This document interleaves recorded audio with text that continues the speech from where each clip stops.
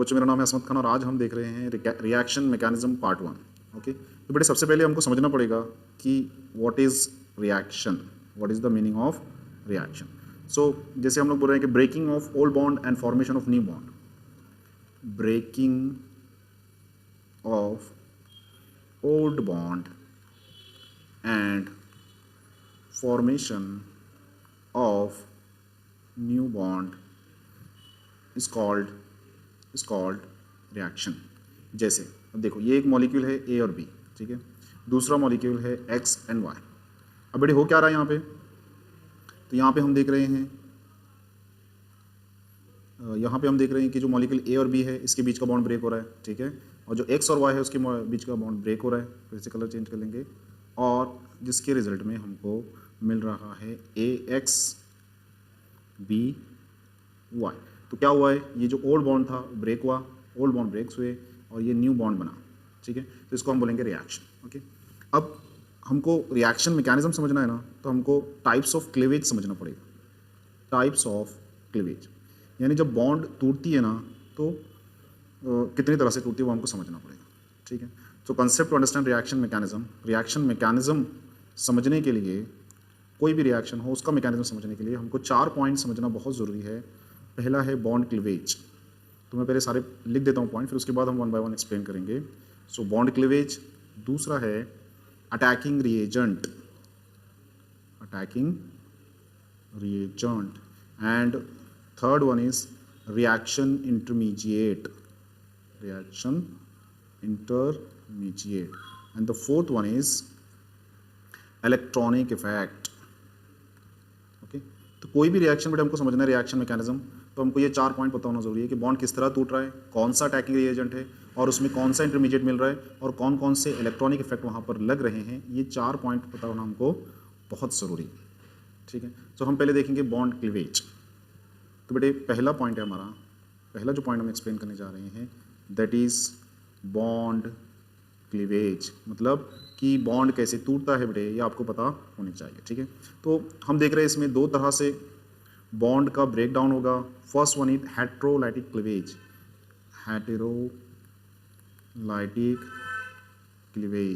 And second one is homolytic cleavage. अब जैसे कि हम लोग देख रहे हैं ये ग्रीक वर्ड है हेट्रो मतलब होता है different, okay, and homo means होता है सेम। तो यहाँ पे हम क्या देख रहे हैं, बॉन्ड क्लीवेज देख रहे हैं किस तरह से होता है, ठीक है। तो हम एक ही एग्जांपल से इसको समझ लेंगे। जैसे हम बोलेंगे कि हम लोग इसको समझेंगे इस तरह से कि कार्बन है, यहाँ पे एक मॉलिक्यूल है Z। अब हम क्या बोल रहे हैं कि इसका ब्रेकडाउन हो रहा है, तो ब्रेकडाउन कैसे हो रहा है, ठीक है। तो बेटे 2 ऑप्शन है आपके पास, एक हम बोल रहे हैं हेट्रोलाइटिक क्लीवेज। अगर हम यहाँ पर बोल रहे हैं कि Z की इलेक्ट्रोनेगेटिविटी ज़्यादा है कार्बन से, ऐसा कोई भी ग्रुप जुड़ा है जिसकी इलेक्ट्रोनेगेटिविटी कार्बन से ज़्यादा है, तो आपको पता है कि जिसकी इलेक्ट्रोनिटी ज़्यादा होती है बॉन्ड के इलेक्ट्रॉन उसकी तरफ शिफ्ट होंगे और यहाँ पे आपको रिजल्ट में क्या मिलेगा, तो आप बोलोगे कार्बन पॉजिटिव और Z नेगेटिव, ठीक है। तो बेटे यहाँ पे क्या हुआ, आयंस फॉर्मेशन हुआ। इसका मतलब जब अब ये जो बॉन्ड ब्रेक हो रहा है ये कैसे हो रहा है बेटे, ये हेट्रोलाइटिक ब्रेक हो रहा है ना। हेट्रो मतलब डिफरेंट, ठीक है। डिफरेंट मतलब कैसे कि बॉन्ड के दोनों इलेक्ट्रॉन Z ने अपनी तरफ विड्रॉ कर लिया क्योंकि उसकी इलेक्ट्रॉनिटी ज़्यादा है, जिसके नतीजे में C+ और Z- मिला, है ना। अगर वही केस को हम इस तरह से देख रहे हैं कि कार्बन की इलेक्ट्रोनेगेटिविटी Z से ज़्यादा है, कार्बन की इलेक्ट्रोनिटी Z से ज़्यादा है, तो ये जो बॉन्ड के इलेक्ट्रॉन है ना बेटे वो कार्बन की तरफ शिफ्ट होंगे और Z पे पॉजिटिव चार्ज आएगा, है ना। तो यहाँ भी क्या हुआ, आयंस। तो बेटे बात क्या समझ में आई कि अगर हेट्रोलाइटिक क्लीवेज होता है, तो आपको आयंस मिलेंगे, क्या मिलेंगे, आयंस मिलेंगे, है ना। और अगर आपको समझना है होमोलाइटिक क्लीवेज, तो बेटे होमोलाइटिक क्लीवेज में क्या होता है, सपोज हम बोल रहे हैं कि एक बॉन्ड है और बी के बीच में, ठीक है, और इसका ब्रेकडाउन कैसे हो रहा है, होमोलाइटिकली ब्रेकडाउन हो रहा है। इसको हम बताते हैं फिश हुक एरो से, जैसे कि आपको स्क्रीन पे दिख रहा है। तो इसमें क्या होगा, बॉन्ड के लिए 2 इलेक्ट्रॉन की जरूरत है, ठीक है। तो यहाँ पे क्या हो रहा है, ये एटॉमिक इलेक्ट्रॉन ले लेगा, ये एटॉमिक इलेक्ट्रॉन ले लेगा मीन्स कि जब ये बॉन्ड ब्रेक हो रहा है तो ये होमोलाइटिकली ब्रेक हो रहा है और एक बॉन्ड में 2 इलेक्ट्रॉन होते हैं, जिसके नतीजे में आप देख रहे हैं स्क्रीन के ऊपर यहाँ पे आपको फ्री रेडिकल्स मिल रहे हैं। तो एट द एंड आपको पॉइंट क्या नोट डाउन करना है कि जब हेट्रोलाइटिक फिजन होता है तो आयंस मिलेंगे और जब होमोलाइटिक फिजन होता है तो फ्री रेडिकल्स मिलेंगे। तो ये था हमारा first point, bond cleavage. So our second point is types of attacking reagent.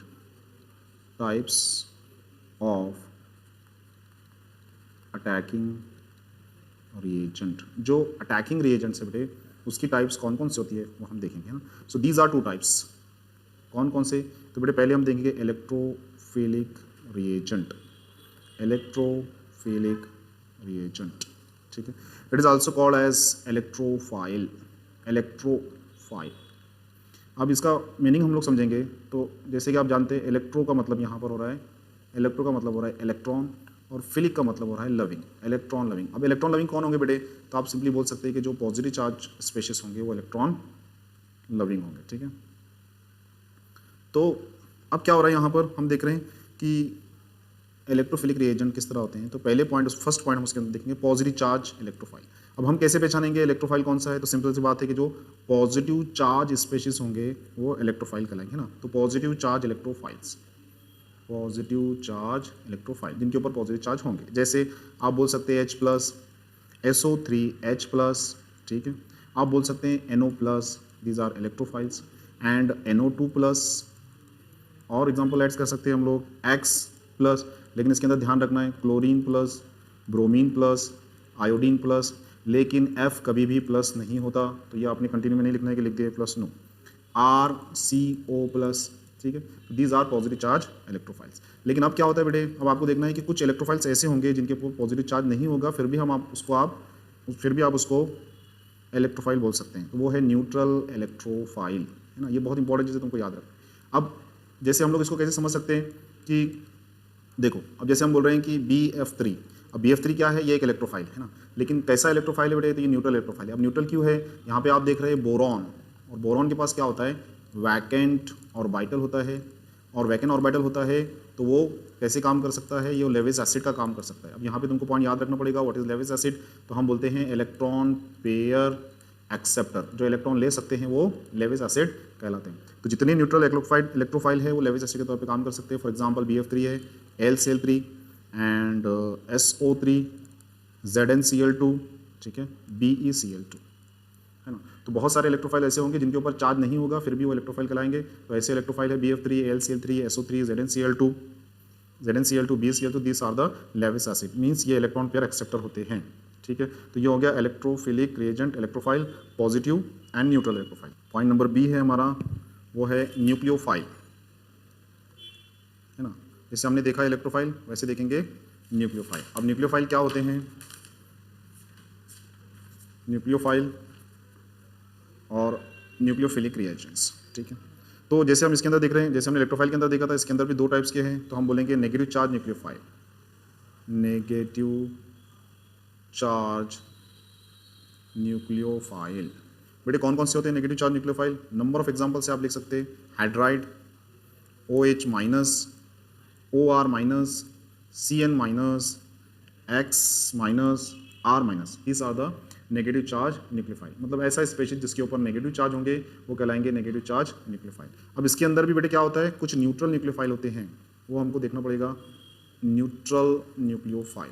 अब न्यूट्रल न्यूक्लियोफाइल क्या होते हैं? जैसे हमने इलेक्ट्रोफाइल के अंदर देखा था न्यूट्रल इलेक्ट्रोफाइल, वैसे यहाँ पर इनके पास क्या होता है बेटे? इनके पास लोन पेयर होते हैं, जैसे वाटर, देन अल्कोहल, है ना. तो बेटे इनके पास क्या है? लोन पेयर है जो कि न्यूक्लियोफाइल का काम करेंगे. तो this are the example of nucleophile. ऐसे बहुत सारे आप एग्जांपल लिख सकते हैं. अमाइंस है, इथर है, अल्कोहल है, वाटर है, दिस आर द न्यूट्रल. अब इसके अंदर एक एडिशनल पॉइंट जो आपको मैं बता रहा हूँ याद रखना है, हम इसको अलग कलर से लिखते हैं, और वो है एम्बीडेंटेड न्यूक्लियोफाइल. एम्बीडेंटेड, और एम्बीडेंट भी बोलते हैं इसको, न्यूक्लियोफाइल, है ना. या ऐसे न्यूक्लियोफाइल है जिसके पास दो सेंटर होते हैं. जैसे आप देख रहे हैं यहाँ पर मैंने एक एग्जांपल लिखा हो NH2OH. तो यहाँ पे क्या हो रहा है? Nucleophile which have two sides of electron rich species, है ना. यहाँ पे दो साइड, एक देखो यहाँ पे ये और यहाँ पर. तो ये क्या है? Two sides of electron rich species. मतलब उसके पास ये ऐसा स्पेशीज जिसके पास दो साइड होते हैं जहाँ पे इलेक्ट्रॉन ज़्यादा होते हैं. More atoms bear lone pair of electrons, है ना. More than 2 atom bears lone pair of, इसको एम्बीडेंटेड. एम्बी वर्ड क्या, एम्बी कहाँ से आया? जैसे हम बोलते हैं एम्फीबिया. तो एम्फीबिया क्या होते हैं? Land as well as aquatic animals होते हैं, है ना. तो वैसे ये इससे याद रखना है एम्बीडेंटेड मतलब क्या होता है? न्यूक्लियोफाइल है बट इसके पास दो न्यूक्लियोफिलिक सेंटर है, एट अ टाइम वो एक जगह से जॉइंट हो सकता है ना. So this are the types of attacking reagents.